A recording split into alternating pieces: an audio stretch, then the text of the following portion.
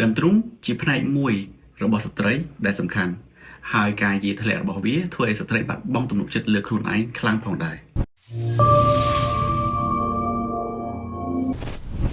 ជំរាបសួរអ្នកទាំងគ្នាពីខ្ញុំវិជ្ជបណ្ឌិតសិង្ហថាវធាដែលជាវិជ្ជបណ្ឌិតឯកទេសសភ័នសយសាស្ត្រនៅក្នុងឆាមីគីនិក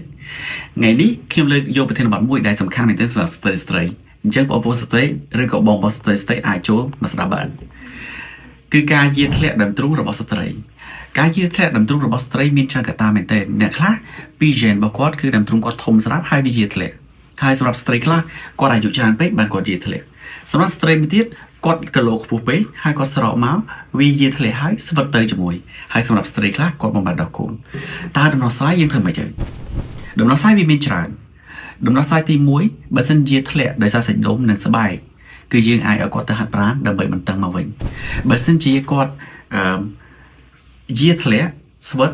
យើងអាចធ្វើដើមទ្រូងគាត់ឲ្យតឹងណែនមកបានហើយបន្តមកទៀតមានកត្តាមួយទៀតដែលសារតែយាយធ្លាក់ប៉ុន្តែនៅមានកន្លងហើយយាយតែស្បែកឬក៏ structure ដើមទ្រូងរបស់គាត់ធ្លាក់ចុះតើយើងត្រូវធ្វើម៉េចអ្វីដែលអ្នកទាំងនេះអាចទទួលបានគ្រប់អ្វីដែលខ្ញុំនិយាយពីលើហ្នឹងអ្នកទាំងនេះអាចមកដើម្បីសួរព័ត៌មាននៅ Charming Clinic យើងមានដំណោះស្រាយល្អសម្រាប់អ្នកទាំងនេះមែនទេហើយលើពីហ្នឹង Charming Clinic តែងតែរើសយកtechniqueមួយដែលមិនបន្សល់សាសនាសម្រាប់ស្ត្រីដូច្នេះទោះបីជាគាត់ស្លៀកពាក់យ៉ាងណាក៏គាត់មិនអាចបង្ហាញសាសនាទៅលើអ្នកផ្សេងដែរនេះជាចំណុចពិសេសរបស់ Charming Clinic អ្នកទាំងនេះអាចមក Charming Clinic ដើម្បីពិភាក្សាជាមួយនឹងការដែលធ្វើការបន្តឹងដើមទ្រូងរបស់ខ្លួនឯងដែលមិនបន្សល់សាសនាជាមួយនឹងtechniqueថ្មីរបស់ Charming ផ្ទាល់តែម្ដងដែល